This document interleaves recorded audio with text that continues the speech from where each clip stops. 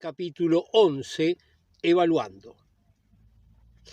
En la ciudad había gentes de todos los pueblos, pero en la mayoría de las situaciones cada pueblo solo trataba con los suyos y los demás eran ignorados, excepto en la biblioteca, cosa que solo era importante para unos pocos eruditos, y también en el mercado, donde lo que importaba era lo que se tenía para vender o para pagar.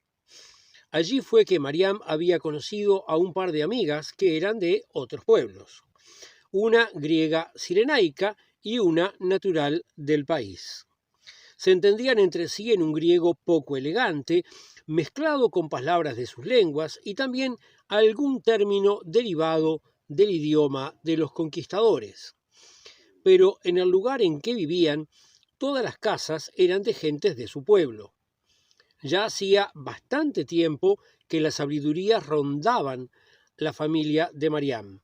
Primero fue cuando pasaba tiempo con sus amigas del mercado y luego, bajo igual pretexto, cubrió sus encuentros con Filón. Un tiempo después, cuando no volvía a quedar embarazada, se comenzó a hablar también de eso. Y cuando su marido quedó inválido y ella, sin embargo, podía seguir disfrutando de un buen pasar, cosa que es sabido despierta envidias en toda la ciudad y época. Y cuando nació Simón, le achacaron también poca prudencia al exigirle cumplimiento de sus deberes maritales al lisiadito de José. Pero además cayeron en la cuenta de que todos sus hijos habían sobrevivido. En un tiempo en que la mitad de los niños morían antes de los 4 años, les de ellas se veían saludables y gozosos. Los comentarios apuntaban a que seguramente practicaba alguna forma de hechicería o de las idolatrías propias del lugar. Todo esto ella lo sabía. Pero ahora se agregaba el ruido de la otra noche, la construcción del cobertizo y la situación que se avecinaba con la llegada próxima del tío José. Y eran acusaciones que realmente hacían que uno se preocupase. La hechicería estaba penada por su pueblo y las prácticas anticonceptivas también. El adulterio, si se descubría, se castigaba con gran dureza, y el parricidio también. Y era esto lo que más le preocupaba, ya que estaba segura de que José iba a insistir en sus intentos homicidas, y era claro que sus hijos iban a defender a Simón. Así que no conseguía imaginar un buen final a todo eso. Y puesta a hacer cuentas, si corría peligro su vida y la de sus hijos, pero por el otro lado el único obstáculo era una sola vida, la de José. Capítulo 12. La última comida. El tío José finalmente estaba viniendo hacia la ciudad, por lo que Mariam se le ocurrió que sus hijos mayores fueran a recibirlo, y ellos se sintieron muy orgullosos de la tarea que les habían encomendado, y al mismo tiempo consiguió que unos vecinos se encargasen por un día de los menores y que le prestasen una esclava para que le ayudase a arreglar la casa y a preparar la comida de bienvenida. De ese modo habría solo 3 adultos en la casa, y cerca del mediodía ella preparó el almuerzo para ella y José. También le dijo a la esclava que se cocinara algo para ella misma. Le sirvió a su marido una porción muy grande y se sirvió una menor de la misma comida, cuidando de que vieran que comían de lo mismo. Y unas pocas horas después, justo antes de que llegase el viajero, José empezó con vómitos y diarrea y otros síntomas. José, el tío, llegó en medio de esa situación y le dijo a Jesús y Santiago que corrieran a buscar un médico. En esa ciudad, era fama, estaban los mejores del mundo. Y entonces Mariam también comenzó con los mismos síntomas. El médico los examinó y reconoció sin mayor dificultad un cuadro de envenenamiento. ¿Qué habían comido? ¿Quién preparó la comida? ¿Quién la compró? ¿Quién pudo tener acceso a ella? Esas eran las preguntas que se hacían mientras les lavaban el estómago. Algunas vecinas vinieron a ayudar y trajeron comida para les hijes, y algunos vecinos vinieron a conversar con el Tino y a jurar la necesidad de justicia y venganza. Cuando el sol se ocultaba, José dejó de respirar. Mariam estaba muy mal y sus hijes no se apartaban de ella. Pero no murió, y al día siguiente el médico dijo que lo peor había pasado y que seguramente se recuperaría. Mientras tanto, la investigación del envenenamiento seguía adelante. El pescado lo habían comprado en el mercado y era el mismo pescado que mucha gente había comprado ese día. Así que la esclava resultaba la única sospechosa de envenenar. Cuando la apremiaron para que confesara, primero negó que ella tuviese nada que ver, y cuando el dolor ya no la dejaba pensar, se inventó un hombre griego que había entrado en la casa y salido corriendo. ¿Y por qué no habló de él antes? Porque me había dicho que si lo mencionaba me mataría.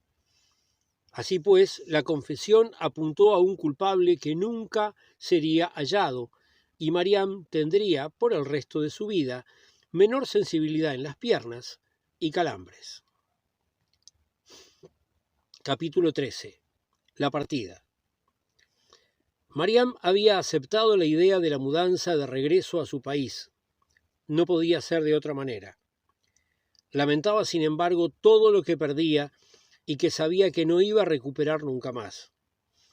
Una mañana fue hasta el jardín botánico con sus hijas y Simón para a lo lejos cruzarse con el erudito, cuyos ojos estaban húmedos.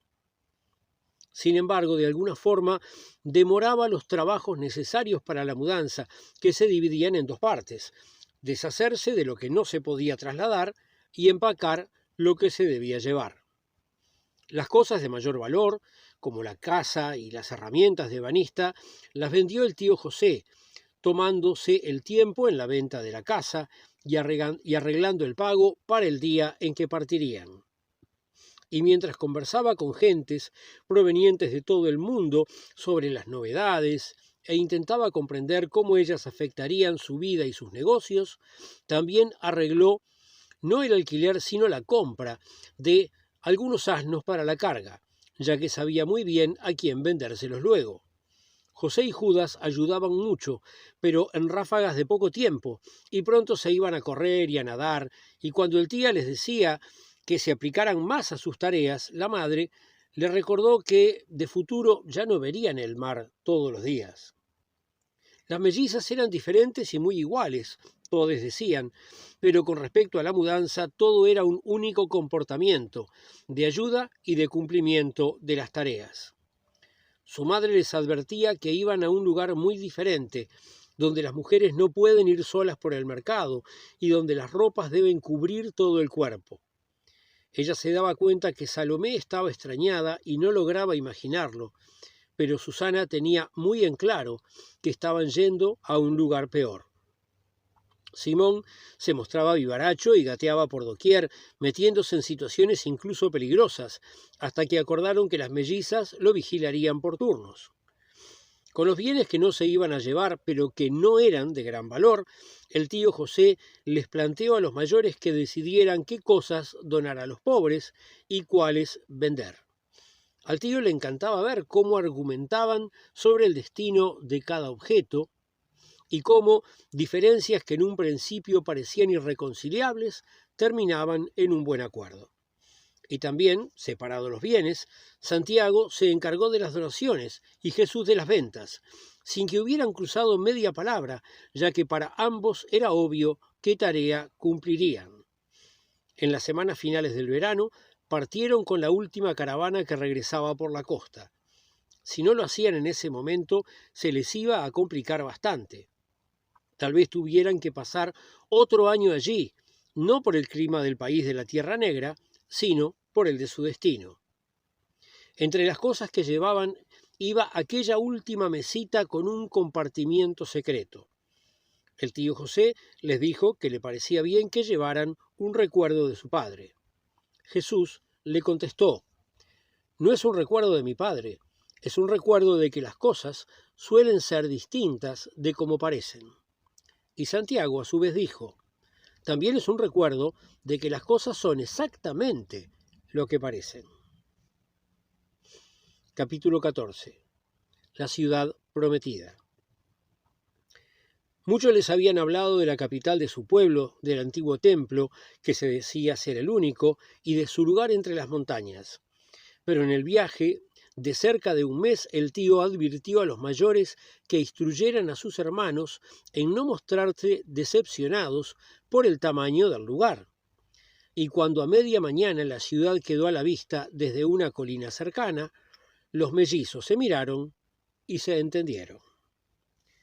Jesús pensó que eso no podía ser una capital. Era al menos 10 veces menor que la ciudad de donde venían. Claro que al estar entre altos cerros y pequeñas montañas, podía verse en un golpe de vista, y eso tenía su encanto. Santiago pensó en el templo que existía en el río del país de las Tierras Negras, y que éste de aquí negaba, con su techo refulgente de pintura dorada. Se dio en pensar que esta era una ciudad para que el recién llegado del campo la admirase y se retirase, mientras que la ciudad de donde venían era como un mar donde nadar para siempre.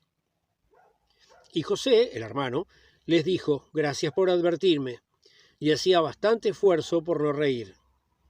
Cerca había una colina sobre la que volaban aves carroñeras, y eso le llamó la atención a Judas, y el tío le dijo que era la colina del Cráneo, donde los conquistadores ajusticiaban a los condenados. Mariam interrumpió la conversación porque estimó que no llegarían a casa de José antes de bien entrada la tarde, por lo que tal vez fuera mejor detenerse para preparar la comida.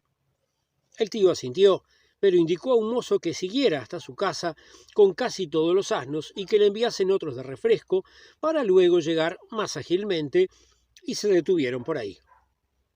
Mientras comían, les contó que muchos cuentan que en alguna caverna por debajo de esa colina es donde se haya sepultado el cráneo del primer hombre, Adán, al que Dios fabricó con barro de sus propias manos. Alternándose para hablar, pero con total acuerdo entre ellos, los mayores señalaron cómo eso seguramente era una alegoría. Veo que aprendieron bien las lecciones de su maestro, dijo José, pero recuerden que no están en aquella ciudad. Muchas personas aquí ni siquiera saben lo que significa la palabra alegoría. Y si bien yo, que soy un hombre que ha recorrido el mundo, me doy cuenta de lo sensato de lo que ustedes dicen, es mejor mantener ciertos pensamientos en secreto. Y entonces Judas preguntó si se podía hacer un agujero para buscar ese cráneo, porque debía tener poderes mágicos. Y el tío rió y les contó que él había pensado justamente eso cuando era muy joven, por lo cual con su primer talento había comprado casi la mitad de la colina y realizado una búsqueda infructuosa. Y había quedado, eso sí, un hueco que había transformado en un sepulcro que alquilaba a las personas pudientes que habían sido ejecutadas para dejar los cuerpos de sus deudos en espera de ser trasladados a una sepultura más correcta. Y después continuaron el camino, y antes de que la noche cayera sobre la ciudad, ya estaban en la casa citadina, que era solo una entre las varias propiedades que tenía el tío José.